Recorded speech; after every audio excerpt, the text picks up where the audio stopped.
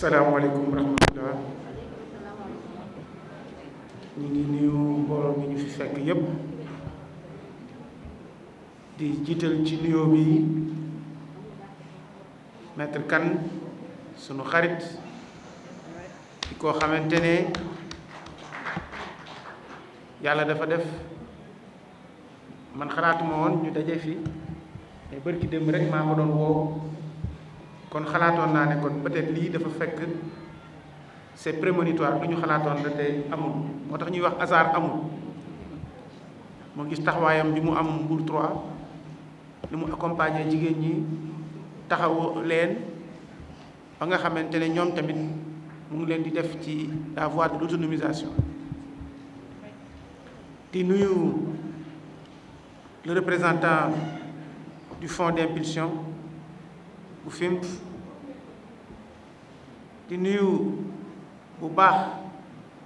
président conseil d'administration bi madame Bokoum di nuyu responsable dooleel jigéen muy madame Sow di mbuyu nag mboolem jigéen ñi ñu fi fekk tey di leen wax ne dooleel jigéen dafa wuyu turam ndax jigéen ni ko PCA waxee léegi jigéen mooy keno kër su ma nee mooy keno gi moom mooy li nga xamante ne mooy téye doom su téyee doom ba pare mooy jàppale jëkkëram kon jigéen yaay la jigéen actrice de développement la jigéen jabar la jigéen mooy société kon ku bëgg a jàppale société jàppaleel jigéen ndax jigéen su matalee boppam fu mu koy njëkk xalaate mooy téye kër loolu mooy tax mutuelle dooleel jigéen wuyu turam ñu leen di gën di ñaax pour que tànk ak jéego yooyu ngeen teg ngeen def ko mu jëm ca kanam yàlla dafa def pour ma jóg jàppale leen du hasard du dama jékki-jékki rek daal ne dama leen di jàppale ndax mutuelle yi fi nekk bari na mais seen taxawaay ak seen liggéey moo ñu doy ba ñu ñëw accompagner leen ba ñu leen accompagner ba léegi tamit macha allah amuñ ci gàcce ndax yéen a ngi koy teg ci yoon yéen a ngi jàppale jigéen ñi mais jigéen ñi tamit macha allah ñu ngi góorgóorlu bay delloo di fay di gën a jëm ay séq yeneen i jéego pour gën a dem ca kanam loolu nag mooy indi autonomie parce que ci li ñuy wax ODD jigéen ñi daf ci am lu am solo les objectifs du développement durable jigéen ñi dañ ci am solo trop te loolu noonu waa mutuelle dooleel jigéen gis nañ ci seen taxawaay di leen wax ne que jigéen ñi nag jàmbaar nañu waaye tamit dama leen di gën di ñaax li ma leen di wax sama kàddu du changer il faut que ngeen gën a wàññi yàq bi gën a pasteefu ci investir parce que su fekkee da nga door yàq sa dem du sori tandis que su fekkee da ngaa liggéey ba am lu bari ba am loo mane nga doog a su la neexee sax yàq boobu sax mën nañ koo nangu waaye am ndaa toj daa du tax nga bari daa jigéen ñi loolu te laa leen di gën di ñaax mën ngeen liggéey xam ngeen ni ñuy toogee xam ngeen ni ngeen di téye seen bopp waaye yenn saa yi nag dafa am lu manqué mooy investissement parce que su fekkee da nga toog ci benn di liggéey ci dara nga natt sa bopp ñetti at ci benn liggéey da nga war a xool foo toll loolu mooy néegu mën a kan boobu moom moo lay permettre yow nga xam ndax fa nga toogoon yaa nga fa wala am nga évolution su fekkee fa nga newoon yaa nga fa te bougé woo am na lu la manqué kon nañu xalaataat. C'est vrai que jigéen ñi jàmbaar lañu mais dañu gën a góorgóorlu ci investissement nag li ko gën a yombal ñaar la. benn bi da ngeen di boole seen doole mooy mutualisation des forces ñaareel bi moom mooy su investissement jotee ngeen investir ba pare tamit wàññi yàq bi liggéey ba at bi jeex ngeen di xaar tabaski daal di toj lekk lépp suba sa nga dellu siwaat jël zéro su yàggee nag doo bari leen su fekkee sama jigéenu tubaab yi su màggal jotee ñu toj lekk lépp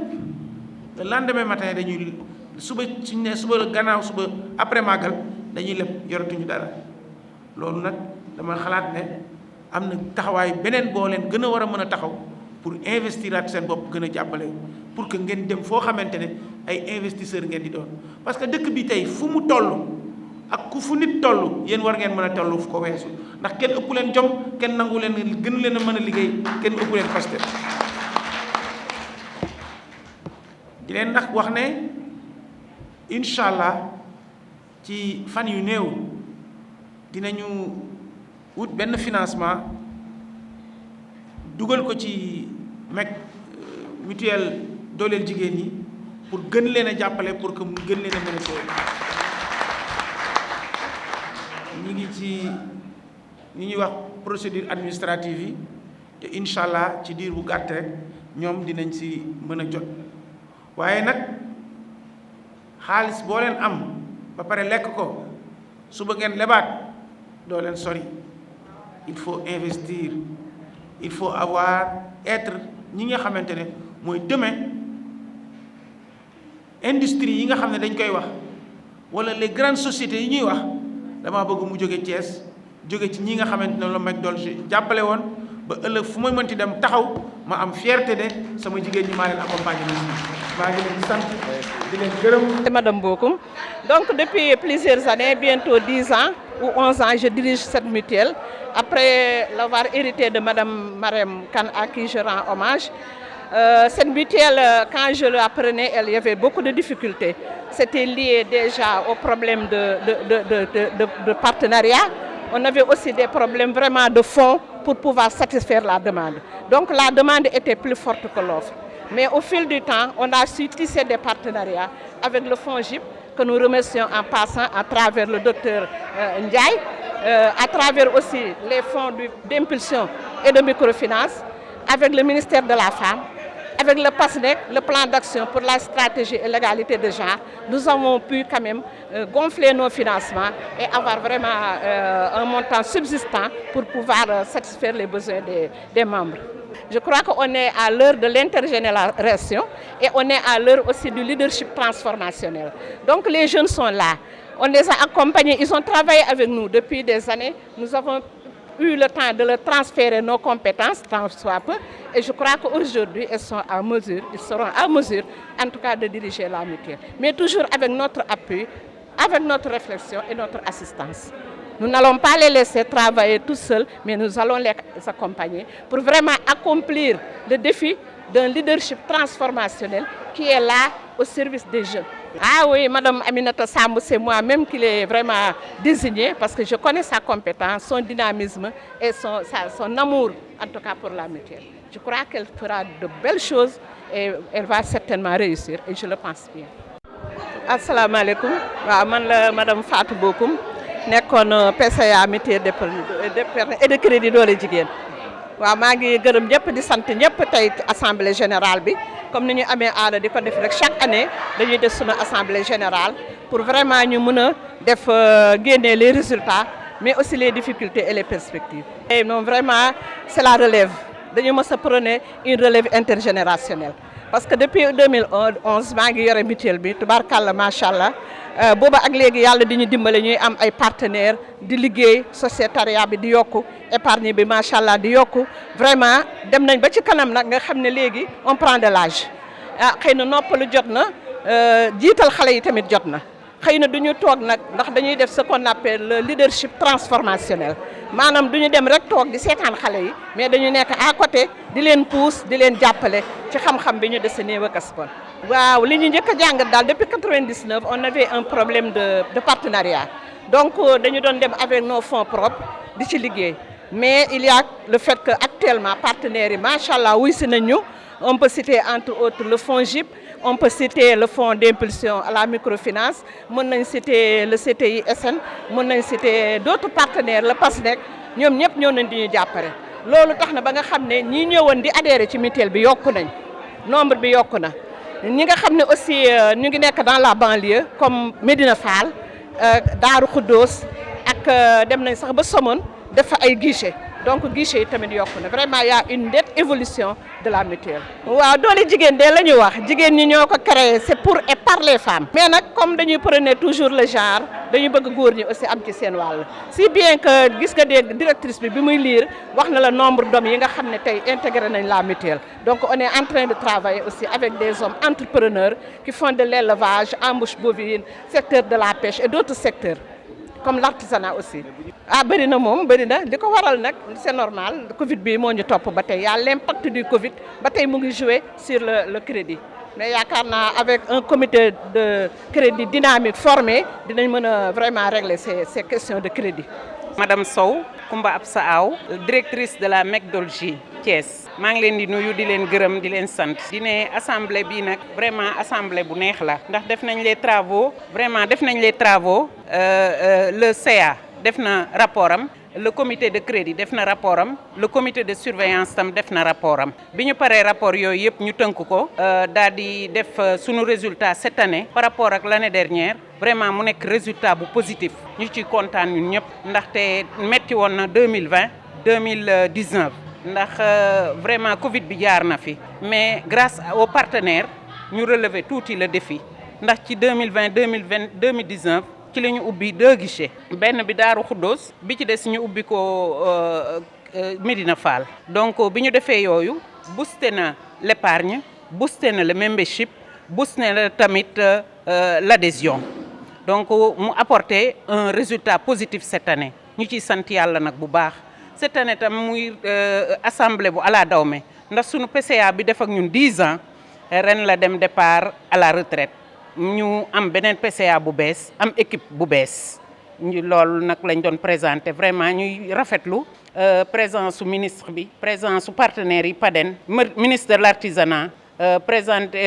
présence su PADEN présence su FIMF sunu ay partenaires FIMF nag depuis 2016 mi ngi liggéey ak ñun ba tey mu ñëw ànd ak une forte délégation ne dina ñëwaat diagnostiquer kees gi pour renforcer les capacités. perspective guichet mobile la ñu amoon à Darou Khoudoss ak Médina Fall ak Nianing dañu bëgg au moins ñu am benn guichet fixe en dehors de Thiès loolu moom sunu perspective la waaw. vraiment waaw sunu locaux yi nag xat na ñi ngi ñaan autorités yi comme ñi ngi ci développement di jàppale jigéen ñi ngeen jàppale ñu jox ñu local bu baax a baax ñu mën a jàpp jeunes yi ndax tey ji enrôlé nañ 7 jeunes kii jóge na université amul fu mu nekk ñu ngi ko jël. am na ku génne ci ñaari école de formation yi ñu ngi leen jël tam pour juste personnel bi gën leen a yaatal. particularité est que le départ de madame la PCA madame Fatou Bokoum et la présence du ministre de l'artisanat et la présence des partenaires le PADEN et